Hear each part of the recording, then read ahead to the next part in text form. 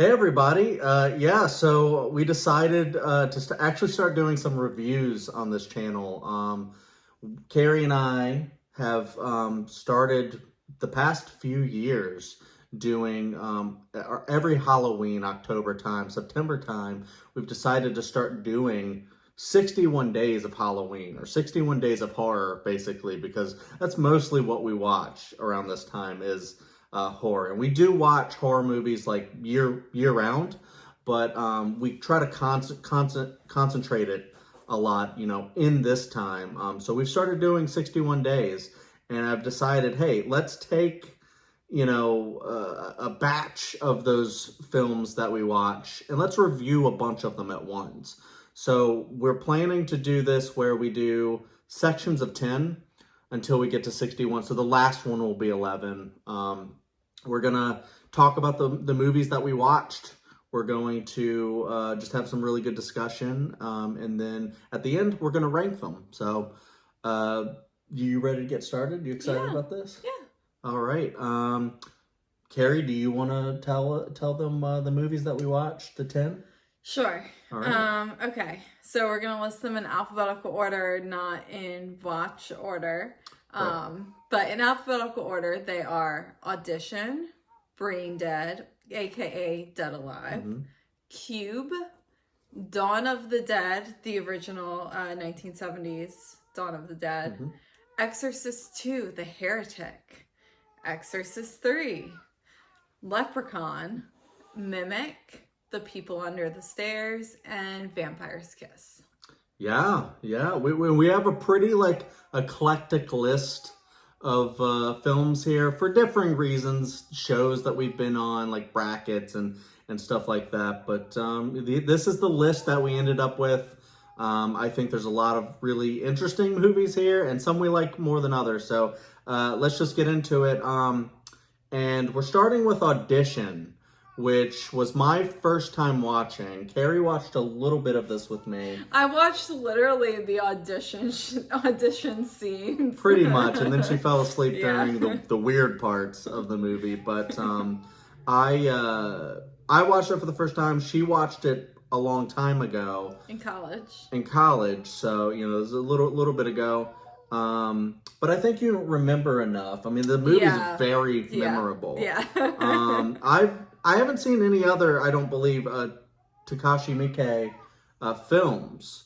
So I'm actually excited to see more because, if anything, from Audition, I think the imagery, like the really creepy imagery, the really creepy tone and atmosphere that he builds, especially towards the end, is really cool. And I do like a lot of filmmakers like Takashi Miike, Ty West, and those that can actually take their time and let the story kind of build, and then towards the end you start to get the really crazy stuff. They don't throw all of the stuff that they have at you all at once. But this one just really builds. I think the story in it is very simple. It's just about a guy who lost his wife. He wants to find someone else to share his life with.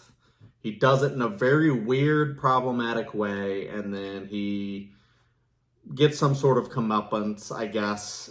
I don't think the punishment suits the crime here, but he gets some sort of comeuppance, and it's just really crazy. And yeah, it just goes really weird with the imagery and just creepy faces and body parts, and it's just a very strange movie.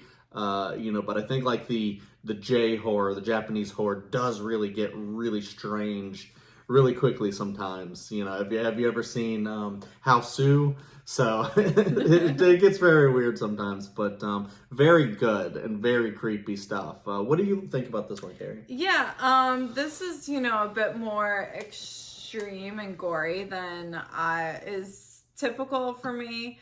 But I do really respect this movie for what it is. And although I didn't do a full rewatch for this, rewatching the scenes I did, having now seen some some more Japanese cinema, like both horror and non-horror Japanese cinema. It's really cool to see that this is very distinctly, I think, a Japanese film. I think like some of the things you said, Chad, like it kind of takes its time. It kind of seems almost at first like kind of like slice of life. Like you're just kind of like, you know, for the first half of the movie, you're kind of following this guy as he's holding auditions for a new wife. But, you know, nothing crazy exciting is happening until we get a little bit further into the film, and then it really takes a turn. But it's really cool to see it that way. Yeah, that was a good lens to like rewatch it through. I'd definitely be down to rewatch it again in the future. But like I said, it's just a little bit more extreme than I typically watch, like just for fun. Yeah, no, I mean, I totally get that. I could even see like someone, maybe even me, I don't know, saying like, I only wanted to watch that once because it was so, it was like really dark, like towards the end. I was like, holy crap, okay. And it also didn't help, I was watching it like right before bed, or kind of actually during bed. But yeah, I do want to touch on like kind of like what you were saying about how, you know, it's one where it feels like a different kind of, it feels almost like a kind of a weird like rom-com. Not maybe not a com, but like a romance movie. Yeah. And it could have just been that, and then it takes a turn into horror, which is really cool. Which is kind of like something like Red Eye, you know, stuff like that, where it's like one thing, and then there's a turn, and then it's something completely different. Which I think those movies can be very fun. Yeah. And I agree. This one's part fun, but it's also sometimes you know, very dark. So, but yeah, you want to move on? Yeah. All right. So we're gonna go into Braindead, and as you can see, Kerri just her face lit up when I said Braindead. So I'll let Kerri start with this one. Okay. This is what year did it come out? Do you know these facts? I should tell. It's I should tell the facts. 90s movie. 1992, directed by Peter Jackson. Yeah. So pre Lord of the Rings, pre Heavenly Creatures. I think this was Pre-Frighteners too. Yeah, pre-Frighteners. So I think this was actually his second film after Bad Taste. Okay. I don't even know what to say about this one. It's about, you know, there is at the forefront kind of a love story, a boy meets girl love story. But that's kind of almost in the background, and is just kind of the setting for essentially a zombie outbreak. And it's gory and it's messy, and it is so much fun. I think the gore in this is just done so well. It's like kind of that balance between like kind of just like over the top, but still it has like really realistic components as well. Really well done. You know, the plot isn't really in the forefront here, but it doesn't really need to be. It's just like, you know, you're kind of just like, you're in it for a lot of the special effects and for what's actually going on with these zombies. Yeah, this one actually surprised me too. I don't know if you knew what to expect. Like, I had kind of heard something about, like, you know, Peter Jackson used to be a crazy filmmaker before he made Lord of the Rings, and if you had watched this and didn't know who directed it, Braindead, you would probably never guess Peter Jackson, because most people just know him from The Lord of the Rings, which I'm actually kind of wishing, because I know now he's kind of doing a lot of documentary stuff. Like, I think he did a Beatles documentary, he did like a war documentary, stuff like that, which is really cool. He's like into like film preservation and stuff like that, so that's really great. I want him to come back to horror, because Braindead was really cool and really low budget. Honestly, and I said this to Kerri earlier, this feels like the Evil Dead of the 90s. I know we got one. We got Army of Darkness in the 90s, but that almost feels like less like Evil Dead and more like something else that Sam Raimi wanted to do. And Braindead feels pretty close to Evil Dead 2. I don't want to say it's as brilliant as Evil Dead 2 as a whole, but the effects and the makeup and just everything they're able to do, if some sort of body part getting ripped off or torn in half or spurting blood or just something, they did it in this movie. And it's just like the sheer amount of like carnage you can make just with clever filmmaking and clever use of like the camera and, you know, putting all this stuff together and just creating like, you know, bodies, and I don't know what kind of effects they were using with this, but it all worked and it all, was all super brilliant. And I don't even think like the story matters for this one. I think it's just a fun ride, and Evil Dead 2 is kind of like that. I think that's one of the greatest horror films ever made, and yet it's not like it has like this deep story like the Babadook or anything like that. But or Get Out or anything like that, but it's like epic in its own craft of making this movie that you're just in awe and your jaws dropped and you're kind of like, oh God, turning your head away a lot. But you know it's all fake in the back of your head, but it looks so real that you're just like amazed. I think that's what Kerri you know, felt when she was watching. That's what I felt, and I think this is probably going to be a staple of horror that we're probably going to watch every year now. So we need to actually track down a Blu-ray, because we watched this one on YouTube. It's like for free on there. We'll try to find a high quality version of it. But yeah, this was a really fun watch. We were both very surprised with this one. Yeah, so you want to move on? Yeah. Okay, cool. We're going to talk about Cube now. I'll start with this one. Yeah, this one's interesting. We watched this, I think, like in the very early beginning. Kerri was like, this is Saw, but in a cube. And then I was like, actually, I think this might be, I think Saw's Cube, not in a cube, basically, because Cube came first. This one came out in 1997, directed by, I should have looked this up. Oh, Vincenzo Natali. Okay. I haven't heard of that director. This movie was interesting. There are sequels. We haven't seen the sequels. This one felt very 90s. Felt very late 90s going into the 2000s. So that's why we were getting like a lot of Saw vibes, because it was a lot of like people getting cut up or like, you know, kind of mutilated in different ways. You know, but there was kind of an interesting like prison metaphor about you can't ever really get out of prison, or the prison industry is like made to keep you in there for really no reason. So there is some, I think, deeper stuff that they were trying to do. I think my problem was just in the execution. I don't think the acting was particularly good. I think they tried to use the whole, I don't know, I think one of the characters had like autism or something like that. And it was like, instead of having some sort of like, you know, message about, you know, how one would treat or view someone with, you know, like disability or something like that. I just don't really think it had any commentary. And I just don't know if it was there to like kind of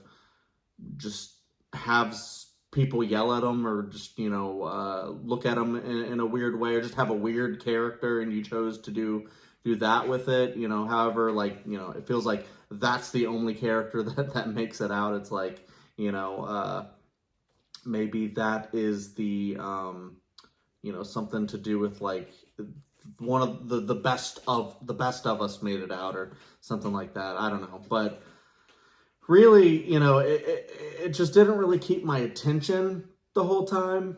It was just them trying to figure out how to get out of this thing that they were trapped in, and I just don't think any of the like puzzles were that interesting. to really keep my attention like the whole way through. So yeah, I would say this is kind of a mediocre. Like, I actually think Saw is a better movie than this. And I think some of the Saws are actually better movies than this one. But even though I liked it, but I didn't like love it on like another level. I think Kerri liked this a lot more than I did, so I'll let her take the wheel. I did like this a lot more than you did. At first I was very much like, oh, this is like kind of boring. I'm not into this. I don't, I really love the first Saw movie, but I don't love the rest. I don't know if I really want to watch people figure out a bunch of traps. But I think kind of, beyond the fact that some of the cubes had like violent traps or tricks or whatever, that's kind of where the similarity ended with Saw. I thought it was like the metaphors in the movie were really well done. I'll say it has its weak points for sure. I think some of the acting is a little weak. I do agree with some of your criticisms of, we watched a lot of 90s horror movies recently, and there's like a weird amount of characters with like disabilities. Yeah, not even disabilities, but like with autism and stuff like that, and like just clearly shows like not a great understanding of different conditions and things like that. So and like just differences in oh my gosh, I'm trying to think of the word. Because I mean, like, even like with autism, like a lot of people don't even see that as a disability. So, and it didn't have, like, a lot of these movies in the 90s just didn't have, like, they wanted to have characters have autism or something like that, but just such a misunderstanding that they didn't want to dive into what autism is or anything like that. Like, they weren't ready for doing that. And I Hollywood kind of misunderstands it now because of like The Predator and stuff like that. But what is it called, like neurologically atypical or we were not on that level with having terms like that widely used. And I mean that's okay, but moving on from that discussion, we got to sidetrack. Maybe we should cut out, I don't know, but moving on from that, I do think it was really well done. I think some of the things the characters had to say, and kind of the overall message of the movie about the prison system was really ahead of its time. Like, I was surprised to see that a lot of the awareness of things like prison as an industry and stuff, I think is more widespread now than it was in the late 90s. And I think to have a movie like this that actually dealt with those issues in 97 that's what really impressed me. Yeah, like prison as a, like kind of like a pipeline system, and prison as like a, for-profit type of industry instead of something where we need to rehabilitate people and, things like that. So more of like a trash system for people. Where we're going to basically throw you into this box and you'll never get out. So yeah, I'm there. If I rewatch this, there might be, I might like a lot more on rewatch, because I think there are some deeper stuff. I just don't think, like, I think when we go to the Cube versus Saw comparison, I feel like Saw holds my attention more, not because the kills and stuff are more brutal or anything like that. They are, but because I think the game part of it is more fun, where it's like people trying to figure out what to do. And with this other one, it was just like, once they figured out like, oh, it's prime numbers or something like that, then there were like different things to figuring stuff out. I could see, though, it was kind of like, it was a little confusing how it worked, I think, because, I just am not good at math, so maybe that's a big part of it. Like, I don't think you have to be good at math to enjoy Cube. But, I don't think so either, So, well, I mean, unless you have more to say, I guess we can move on. But we're going to rank these at the end. Yeah. So, but we're going to go on to one that we really like now, Dawn of the Dead. You want to start on this one? Yeah, Okay. I'll start on this Cool. one. This is George A. Romero's Yep. Dawn of the Dead. 1978. This is the one where, zombies are in the mall. This is the second time we watched this one, and I think Chad and I both liked it even more the second time. It is just mostly a fun zombie movie. I love that it takes its time, like nothing feels really rushed. The story just kind of like progresses naturally. The zombie makeup in this is like kind of charming, but then there's also like gray, like they're just literally just covered in blue makeup or something. I think it's like gray, but bluish gray. But a lot of the special effects are really, really good, really cool. I like the characters in this. I like that we just kind of follow them in this mall. I love the metaphors of it for, consumer culture and mall culture. And I think those are things that still hold up today. I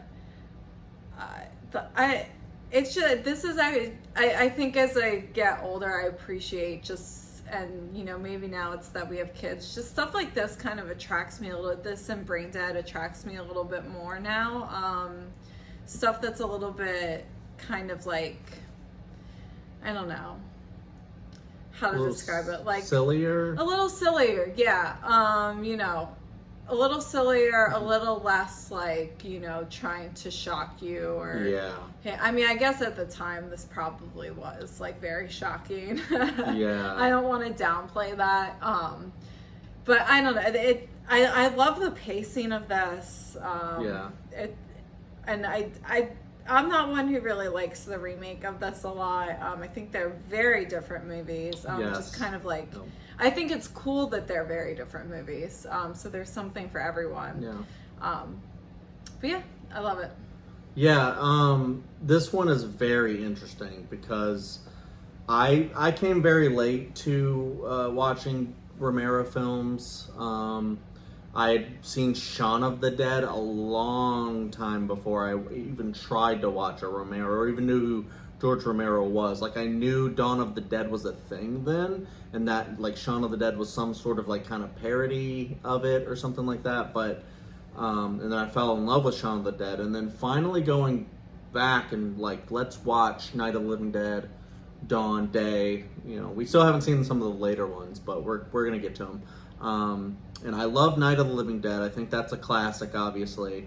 And then we watched Dawn of the Dead on like YouTube because it was not really available anywhere back then. And so it was kind of like a weird rip of it on YouTube or something. But we finally were able to buy it. I think it was pretty pricey, but I did track down a copy of it, and it actually has a lot of the different cuts of the movie. I can't remember who all recut the movie, but I want to go through and watch all of the cuts now, because when we watched it the first time, I was like, I don't think this is that great of a movie. Like, this has such like a reputation of being fantastic. It's, Edgar Wright, Simon Pegg, they love that movie so much so that they made an homage to it that also became a great movie on its own that a lot of people love and has its own like cult status, and not even cult status because it was so well loved. So rewatching it now, kind of knowing how important it was to a lot of people, I started to see it in a different light, and now I really, really think Dawn of the Dead is fantastic. Just like Kerri said, I think the pacing is pretty great in this. And I'm not saying it's quick pacing. It's a very slow movie, but I think that's exactly like how the zombies are. They're very slow, and but it's like a metaphor for the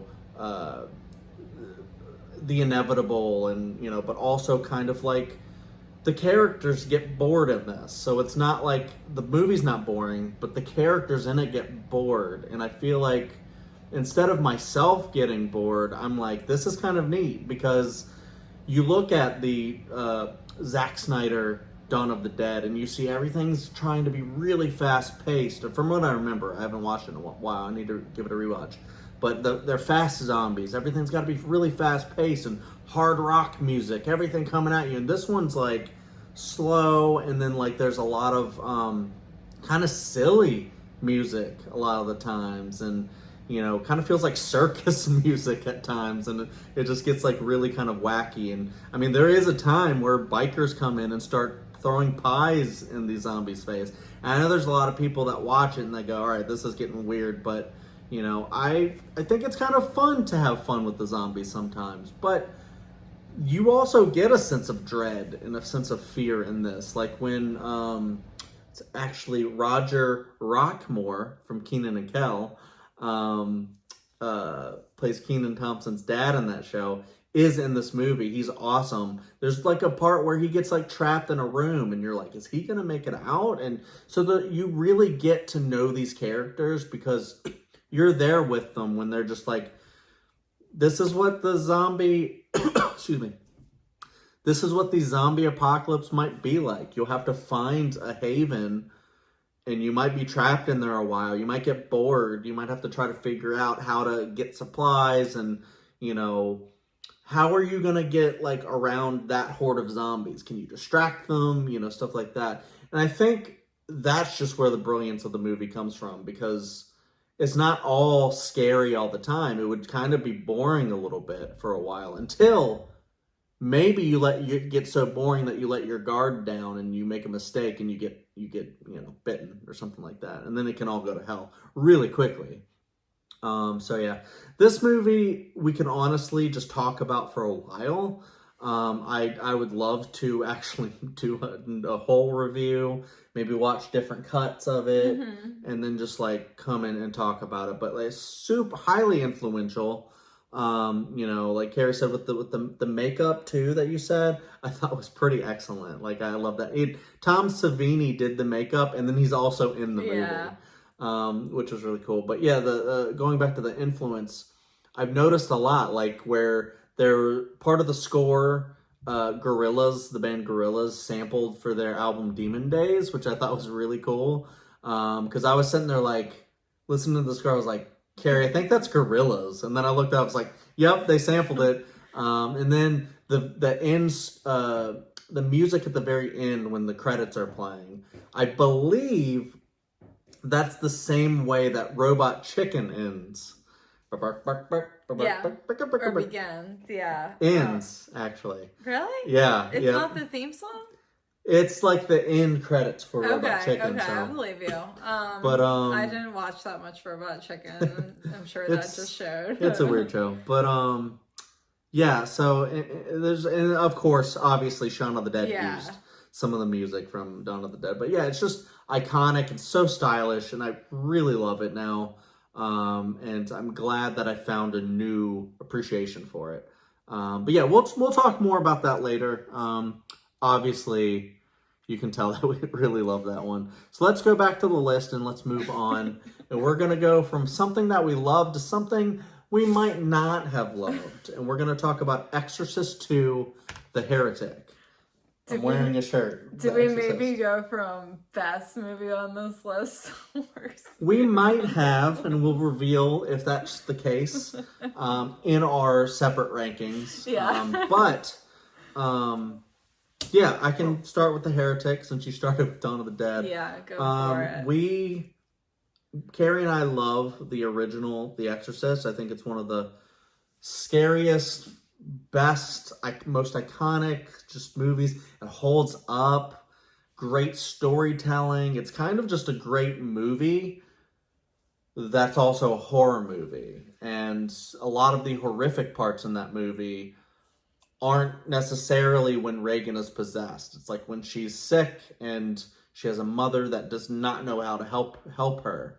And I feel like now that we have a child, when we rewatch The Exorcist, which will probably be very soon, we're going to get a different take on The Exorcist that we've ever had. But going into the sequel, it is an extreme drop-off. And I mean that because I think The Exorcist is one of the greatest horror movies ever made. I think Exorcist II, The Heretic is one of the worst movies ever made. Um, I think there's some people that have kind of like an appreciation for Exorcist 2 because it's so wacky and just crazy, and they're using like these visual stuff with the locusts and, you know, having the camera do kind of like an Evil Dead type of thing where it's like tracking the thing, but not as well done. definitely not as well done. I agree with that. And I just feel like it has ideas that it's trying to take a different like direction for it, trying to find some way to make another story. And it's really just like, you know, oh, Reagan, you're gonna get possessed again, I guess, because you're still like open to being possessed. And it's cool that they brought Linda Blair back, but I just kind of wish that they had written something better for her, because I think she's a good actress. I really like her in the first one, obviously, and I just don't really think she had much to work with in this. They spent a lot of time in like Africa, or is it Africa? Yeah, it's Africa. And I just don't think there was really a good idea of what they wanted to do. So they just like shot a bunch of stuff and threw it at you. And it's just a mess. It's just nothing really happens. I was just kind of like waiting for it to be over. It wasn't scary. Like even when they had like, you know, any sort of like demon like imagery, none of it was creepy, really. They tried to go into like a whole scientific thing, and I just don't really think any of it worked. This isn't even one where I don't think there's like a director's cut or anything. I think this was the director's cut, and it just wasn't good. Yeah, I don't have much more to add to that. It was, I think, also a lot of talking in this movie and talking about things that didn't quite really matter, didn't really make sense. There's ratchets in it. Yeah. But, I mean... I'll say the bright spot of this movie was, I thought Linda Blair was very charming, and I agree, I think wholeheartedly with what Chad said. Is it's a shame they didn't give her something better to work with. But yeah, I mean, I don't have much more to add. She kind of just got like typecast as this character, and unless I'm missing a whole realm of movies that she's been in, like I think she was just Reagan McNeil, and then she made like a Scream cameo. I don't know if she really... she has just, I think, some other roles, but it's I just a blind spot for me then. But yeah, it wasn't that good. Yeah, and sometimes when you have like a movie that you just really didn't care for, sometimes if there's just a lot that you can go, what were all these choices? You can like really like do kind of like a fun, you know, like The Room is known to be a really, you know, bad movie, of course. But it's one we love and we would love to watch and actually talk about. We could probably spend like an hour talking about The Room because it's so interesting and fun. The Exorcist II is just bad and just not really worth talking about that much. Which I hate to say, we should move on. Which I hate to say about a movie, but we can move on. And we'll move on to a better movie in the same franchise, The Exorcist III. Kerri, do you want to start with that? Yeah, I'll start with that. This was a 90s movie directed by William Peter Blatty, who wrote the novel The Exorcist. In 1990 it came out. In 1990, that the movie The Exorcist is based on. Mm-hmm. So interesting move that we don't see often from author to director. Which is really cool, by the way. Yeah. So in this movie, it's about a lieutenant who's investigating murders in DC and Georgetown, where the first movie took place. And the murders seem to be kind of copycat killings of a serial killer who is... The Gemini Killer. The Gemini Killer, who was previously arrested, and, you know, the murders were already considered solved. The original murders were considered solved. I think it was kind of like mapped after like the Zodiac or something like that. Yeah, it seems like that. This one was good. I think I don't think I liked it as much as Chad did, but to be fair, I don't think I paid like what my full attention wasn't on the movie all of the time. So I think it deserves a rewatch. I thought a lot of the concepts in the movie were interesting. I thought it was well paced. Some of the effects were really cool. There were some good scares in it for sure. I would say the things I kind of disliked about it were, I'm just at this point, and it's not a fault of this movie because it came out, in 1990, but like a lot of the serial killer, especially of this type, to me has just been, kind of so overdone. I'm a little done with it. That's a me problem though.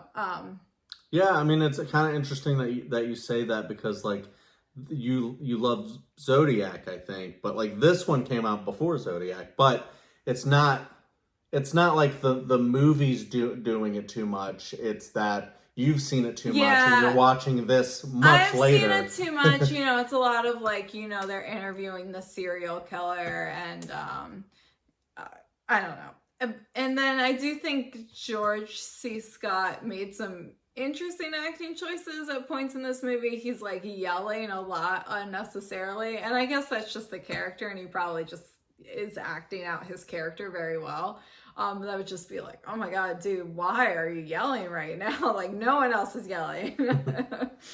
I mean, I don't know. I don't remember like that well, but I probably just angry that he's not able to solve the case. I don't know, but I didn't do like too much research into this one. I know that William Friedkin was supposed to return. He did not. I don't know the history behind that, but then William Peter Blatty stepped up, and that does sound kind of like a weird move to have the writer of the book and I think co-writer in the films step in. But I thought he did a great job. I thought he, brought a lot of great atmosphere to it. And it's kind of like, it feels like something that The Exorcist II should have done, where it's just like, have more of a focus instead of jumping around too much. Like in this one, they don't even like go to Africa. That's like all in DC. It's very focused. Not that you can't stray away sometimes if you have a very good reason to do it, but I think it just made Exorcist II confusing. But this one just had really good focus, really good atmosphere. Like it like showed the steps, and it made the steps appear very, very creepy, and just kind of like everything was like dark a lot of the times, but not like, but still like good cinematography, and but like it really felt like the serial killings were creepy, and I think juxtaposed to demon possession and stuff just made this a very creepy, scary film. And then when you finally get to the third act, and you start to get more of a like demonic imagery and things happening that you would expect in an Exorcist film, it's really surprising because you go kind of a long time where it's just kind of a procedural murder mystery serial killer film to now it's suddenly an Exorcist film again. And I think that's kind of cool because, Exorcist 2, they want to throw it at you like this is still an Exorcist film, but like this one kind of builds to it. And I really like that. I don't think it's like a perfect film. I don't, Kerri alluded to like maybe I really love this one. Maybe I can grow to it, but I don't think it's anywhere close to the original The Exorcist. But after watching Exorcist 2, I like this a lot more. And I think it's really well done. Brad Dourif's in it. He's really great. He might be the best part of the movie because I feel like his whole like monologue and stuff, and because he talks a lot in the movie and has to portray a very interesting character, and bringing Karis back was cool, and stuff like that. So Yeah, it's a really good movie. I highly recommend that one. But we can move on, and we'll talk about Leprechaun. Yeah, Leprechaun. I guess I'll start with this one. Leprechaun is interesting because I grew up with kind of the franchise. I was never a big horror kid because I thought that I was scared of everything and scared of all the movies, and I didn't like jump scares. I still really don't, but I can handle them a lot better than I could then. And Leprechaun is one that doesn't really have a lot of jump scares. The Leprechaun, Warwick Davis, is there like the whole time. And I forgot to shout out, directed by Mark Jones, released in 1993. And then there would be a lot of sequels, and I don't know who directed those or what years they came out, but I did watch a lot of them. And, you know, I'd like to kind of maybe go through this franchise to see if Kerri would like them a little bit more because I know she didn't really care for this one. She'll get into that in a second. Yeah, it's not that scary, but I think it's charming. I think Warwick Davis does a good job. He's funny. And I think this is kind of like a horror comedy. It's very silly and weird, but I like how they use the Leprechaun lore with this. You know, how they trap them in a box and they just put like a 4-leaf clover on top. And they're like, that means you can't get out. And, you know, so he's trapped there for like 30 years or whatever in that box in a basement, and that's cool. And then they defeat him using a 4-leaf clover, which is a really cool moment. And then they have stuff where they make him shine shoes, and they make him count stuff, I think. But yeah, it's a very interesting. Like if you're gonna make a horror movie about a leprechaun, I think this is the one you make. I don't see where else you go with it. I feel like they did their job in doing this, and you either have a fun time with it or you just really don't. I'm not saying it's not a kind of a dumb movie. It is, but I have nostalgia attached to this one. However, watching it as an adult, it's not like I'm raving about Leprechaun. Like, this is one of the most fun movies ever. But I am interested to watch the sequels to see if we like them more, because I think we could. It's maybe like the Child's Play franchise, where maybe some of the sequels might be more fun than the original. I don't know. The Friday the 13th, I think, is another one of those. I mean, I'd be down to watch them, but it's hard when a movie doesn't start off, like the first in the series doesn't start off strong. I don't have the same nostalgia for this. This was the first watch for me, and to be honest, I do deserve to give it, or it does deserve a rewatch, because again, I fell asleep during this, and Oh, no. I was definitely in and out of this movie, and I was like, oh yeah, there's Jennifer Aniston, and oh, he's shining shoes now, and but yeah, I don't know what else to say about this. It's not my favorite. It's just not my. I mean, I get it, but I would say it's just not my type of. Yeah, I don't know. It's interesting. This didn't make it on the list because we watched this before we started, but we watched another movie called Wishmaster, which is also very campy and weird and kind of funny and stuff. And that's something Kerri really liked. I love that movie. So maybe I just need to rewatch Leprechaun. Maybe the movies that are like kind of campy horror movies are just made differently, and one hit you and one didn't. Yeah. So. But yeah, maybe we'll watch more in the franchise, maybe not, you know, we'll see.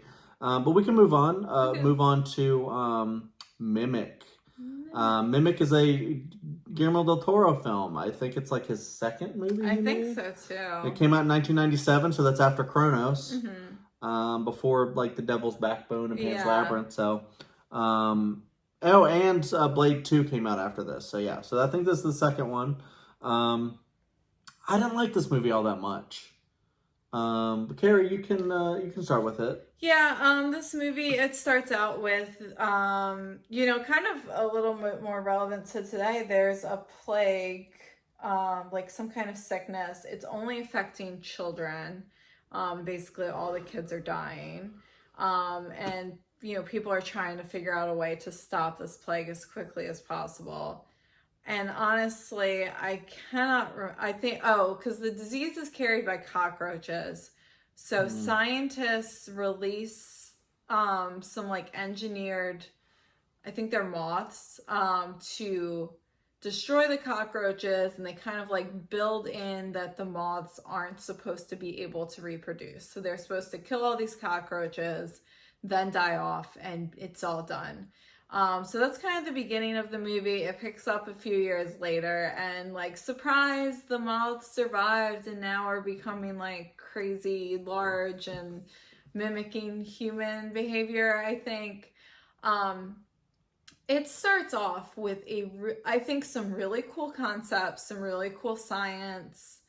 But then at a certain point, our main characters go into the sewers to like hunt down the creatures, or like they kind of just like wind up down there. And from there, it is literally just they're fighting these CGI moths the rest of the time. And for me, that's where I like really checked out. I thought after that, to me, it was just kind of boring for the rest of the movie.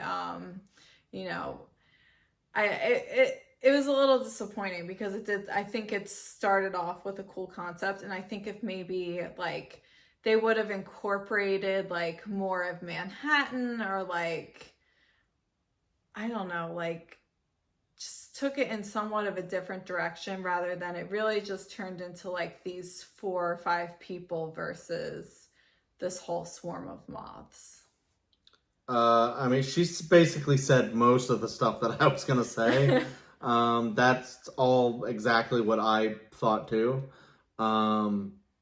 Because like, knowing that going in that this is a Guillermo del Toro film, I'm a fan of Guillermo del Toro for the most part. I think a lot of his films are just have like his style, and he's like an auteur, so he's like got his style, and you can tell it's a Guillermo del Toro film. I think that's kind of like lost a little bit in this. It feels more like a generic film for the most part, which is kind of very disappointing. You know, because I was kind of like hoping, just like Kerri, that like towards the beginning, it felt like it was going to be kind of cool and kind of like maybe like a giallo film a little bit, where kind of like look at like Malignant is like the perfect example, like James Wan's Malignant, because that's a very weird movie, and it takes like a premise. It doesn't reveal exactly what it is at first, and then you find out, and it's like, whoa, okay, this is so weird, but really kind of cool. And it just like takes that, and it's focused the entire time, and then it just like goes with it. And I feel like I kind of was getting those vibes at the very beginning, where it's like, you know, Mothman, not Mothman Prophecies, but like Mothman kind of a thing. And it's like, you know, oh, is this going to be some cool thing where there's like a moth person going around killing people or something like that, and it's going to be crazy. It just, yeah, I don't know. That was just something maybe in my head. I don't know if that's what the movie was trying to do at first, but I just feel like Kerri said, it just kind of devolved into a mess that I just didn't really, I checked out of the movie completely, like towards like the end of the second act probably. But I know there's a director's cut, so I don't think we watched that one. And we have that on Blu-ray, so we're gonna have to rewatch this at some point. And you know, maybe when we're going through Del Toro's filmography again or something, and watch the director's cut and see if we like that more. And if not, it's just not for us. So yeah, I don't have much more to say. We can move on. We're moving on to Wes Craven's The People Under the Stairs.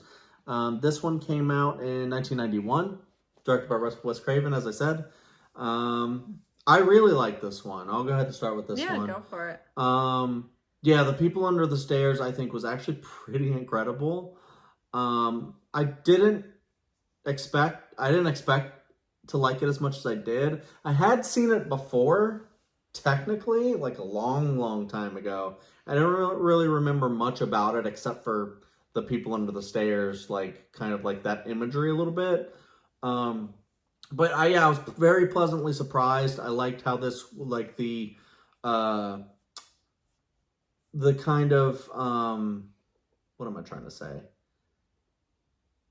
The thing it's built around is like gentrification. It's like the opposite of that, because it's like, wealthy like white people, but then non-white people are like moving in, and it's becoming more diverse, the surroundings, and some people don't like that.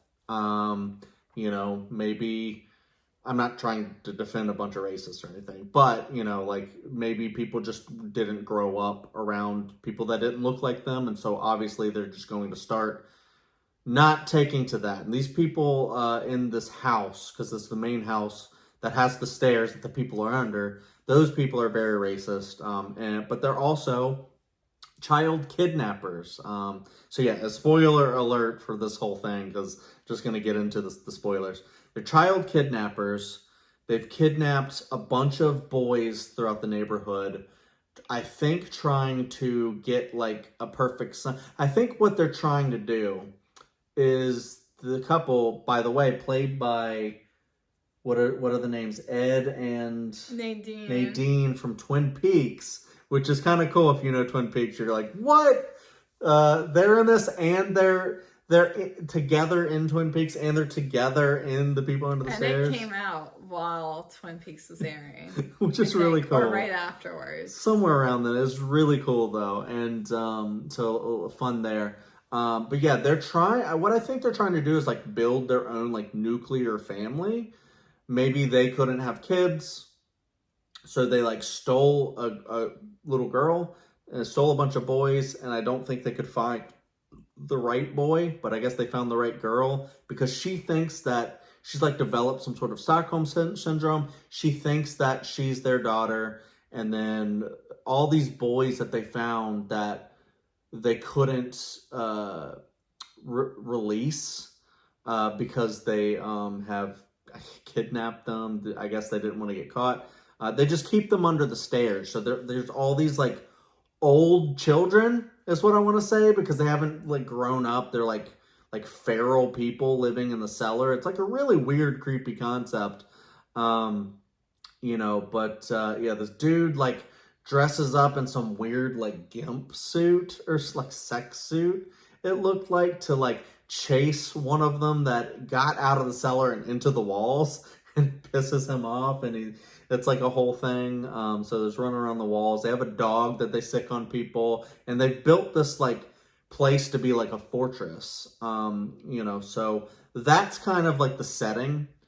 A little bit of like a Don't Breathe kind of a thing. And then we follow, his name is Fool. A little young Poindexter Fool Williams, as I'm looking up here. Played by, is that Brandon Quentin Adams, I think? Yes. He's fantastic. And it also has Ving Rhames from Mission Impossible in it. So there's a lot of really fun people in the movie. But yeah, we follow him. He's trying to help his, I think, mother. She's sick, but these are their landlords, and they're charging people outrageous rent, and I think they're going to like steal from them or something like that. But they end up finding out all of the stuff about the people, and they end up helping to save the daughter. I think they tell the cops that all this stuff, so they end up saving the day, and I love that. Kind of like an unconventional movie with an unconventional hero, like a little kid who goes into a house and ends up saving someone's life, and showing her the world, because she's like, they never let me out, and stuff like that. So very fun movie, very interesting. Did you like this movie? I did not really like this movie. I should give it a rewatch though. Okay.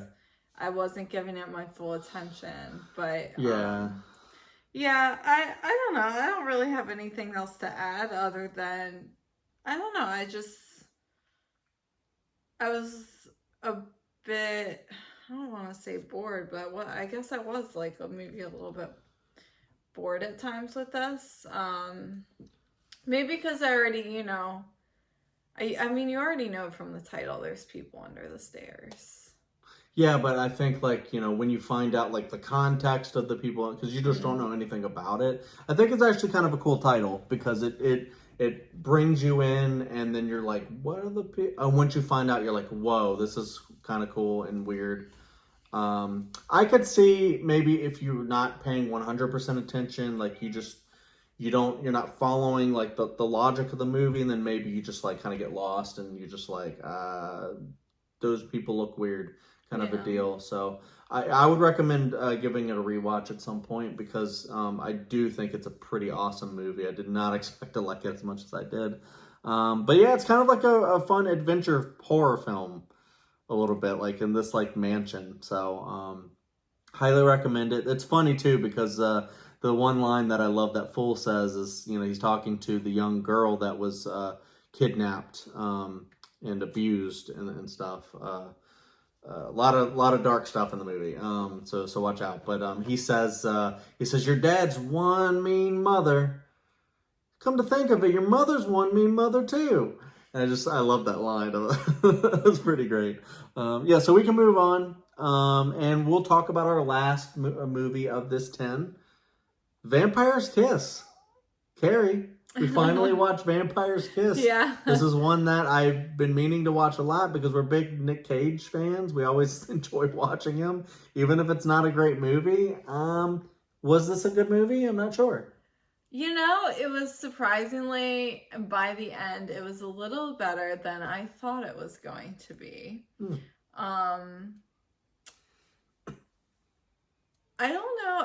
Okay, so this is a 90s movie starring Nicolas Cage. I'll look up the details. It was 1988. Oh, sorry, 1980s movie starring Nicolas Cage. Robert Bierman was the director. If you've seen, like, a meme of young Nicolas Cage looking especially crazy, like wide-eyed, or if you've seen that one YouTube scene where he's literally reciting the entire alphabet, that's this movie. Surprisingly, those things in context kind of make sense. They don't seem quite as ridiculous. Nicolas Cage is making some choices in this movie. So it kind of works. It also, especially the more you go into the movie, the more it works, actually. At the beginning, though, he's still kind of at the same level at the beginning of this movie, and it doesn't quite work at the beginning because it's kind of about this man's, slow descent into madness. And he kind of starts off crazy and just gets crazier. So it in that respect, I think he could have toned it down, especially at the beginning, and it would have worked a lot better. It's very interesting, though. I don't know if this was partly based off of, there was like there's a condition that some people have where they think they're vampires. There was like a killer who thought he was a vampire. Yeah, it was better than I thought it would be. I wouldn't say it's a good movie, but it was fine, and it was better than I thought it would be. I think it's an interesting watch, for sure. I am a little bit of the opposite. I do actually think this is a good movie, and I actually like this a little bit. I really like Nicolas Cage. I think he's able to make anything work. I've never seen a movie that... He's been in bad movies. I'm not saying he makes every movie good, but he makes every movie watchable. And this one, I do actually think even the movie around him is doing something interesting and doing something kind of cool and telling, like, an interesting story. But I think he makes the movie. I don't think the movie works without him, but I also think, like, he is surrounded by some good storytelling, or at least good character work, because, like Kerri said, I do really like the descent that he does, like this weird, like, transformation. Like, we never really get, like, an actual explanation about whether he's just insane or if he's actually turning into a vampire. I don't think he is turning into a vampire. I think he's just a really weird guy, and he's got something in his head that he thinks he, is so like a mental illness kind of a deal, and he just really needs therapy. But he has therapy, but he's still not, Does he But even does have he even have therapy? therapy? That's a good point, because he kind of imagines having. Oh God, I need to rewatch this movie because I keep forgetting. Because I remember at the end. Well, I guess I don't really want to spoil it too much, but like there's a time where you wonder if he's actually talking to a therapist or if he's imagining the whole movie he's been talking to a therapist. I did want to say the one connection I made, kind of like how we did with Cube and Saw, is that I thought this was, and I might annoy some people with this, I don't love American Psycho, but I thought this was kind of a more interesting American Psycho. Like, I don't know, I guess because like Christian Bale is not as like crazy as Nick Cage is. He's more of like a serious, I don't want to say Nick Cage is not a serious actor. He has been before, definitely. But Nick Cage, when he goes out there, he's really out there. And I think the Descent crazy man works so much more with Nick Cage in the role. And I just think the movie's a lot more interesting, but it felt like a better version of that. So if you like American Psycho, I would definitely watch Vampire's Kiss, because I think this one really got my attention a lot more. Because of like a lot of the vampire imagery, the wacky Nick Cage of it all, which is like a really early performance from him. So it's just really cool to see him. Like, he's doing a weird accent that I don't think worked, and it kind of like went in and out of it a lot. And then I'm like, what are you doing, man? But it's Nick Cage, so I forgave that. But like, I just love seeing him try something. And like Kerri said, he makes choices. They're really crazy, and they make you laugh. Like, we were just laughing through a lot of this movie, where I think Kerri actually hit on a really good point, where it's kind of slow in the beginning. We're like, what is this? And then it starts to get really weird, really fast. And I just really dug a lot of it. I think it's a really cool concept of a guy thinking he's turning into a vampire, and the movie kind of leaving that a little bit ambiguous. So, yeah, I really like this one. I think I'd like to watch this a lot more. It is not just a meme, and it's not just, him doing the alphabet, but that scene is still fantastic. So, but yeah, we could just get onto our rankings. Let's do that, because there may be a baby crying. Yeah, so, tis the parents' life. Do you want to go first or second? I'll go with my 10. You go with your 10, 9, 8, 8. Oh, okay, sure. So my 10 is Exorcist II, The Heretic. Same here. Yeah. My number 9 is actually Mimic. My number 9 is Leprechaun. Okay. My number 8 is Cube. My number 8 is Mimic. Okay. My number 7 is Leprechaun. My number 7 is Vampire's Kiss. Oh, okay. My number 6 is The Exorcist III. My number 6 is The People Under the Stairs. And I want to say, when we get to 6, it's movies I like a lot. So, and so 5 is Audition. My number 5 is The Exorcist II. No, 3. Oh, sorry. Say, The whoa. Exorcist 3. Sorry. What? The Exorcist 3. I misread it that's in fine. my phone. Sorry. Number 4, Vampire's Kiss. My number 4 is Cube. Okay, and this is our top 3 now, so we're getting really good. My number 3 is Braindead. My number 3 is Audition. Okay. Oh, wow, nice. You liked Audition more than I did, apparently. I guess so. I don't know. I don't know if that ranking holds true. Yeah. I went off of my original stars I gave it. Okay. I just went with feeling. My number 2 is The People Under the Stairs. My number 2 is Dawn of the Dead. My number 1 is Dawn of the Dead. And my number 1 is Braindead. That makes sense. That makes sense. Although, honestly, Dawn could be one. They're equal in my mind. We made 2 big discoveries about how much we liked. I mean, I put Braindead at number 3, but it could have easily been number 2. But yeah, The People Under the Stairs was another one that also surprised me that didn't surprise you. I think if you rewatch that one, that might end up being higher. Where was that on for you? Which one? People Under the Stairs. 6. Yeah, I think it might be higher if you rewatch, but maybe not. I don't know. Maybe it just hit me. So, but yeah, thank you guys for watching this video. we want to keep doing these as we go through our 61 days. I kind of want to start doing more reviews and things like that on the channel, because this was a lot of fun. I had a fun conversation with you talking about the 10 movies, and we might get some like other really good ones down the line. And we've already started watching the 11 through 20, so well, check out the next video whenever that drops. Check out a lot of the other stuff. I'm going with my buddy Jake Tato, and we're actually gonna be watching Good Burger 2 when that comes out. Try to release kind of like our reaction to that. We already did a reaction to the teaser trailer, which is really cool. We might do the first Good Burger movie. We haven't scheduled anything like that yet, but we're in talks. But yeah, check out the teaser trailer reaction, and then check out all of our rankings. That's like the big thing, rankings. That's the big thing that we do on this channel. So I have a lot of you ranking with me episodes up. Kerri's on there all the time, and we just have a really great time ranking a lot of those stuff. There's a lot of videos out there. I think we're up to 20-ish now, something like that. But yeah, thank you guys for watching, and stay tuned. There's more horror coming at you in the great months of September and October.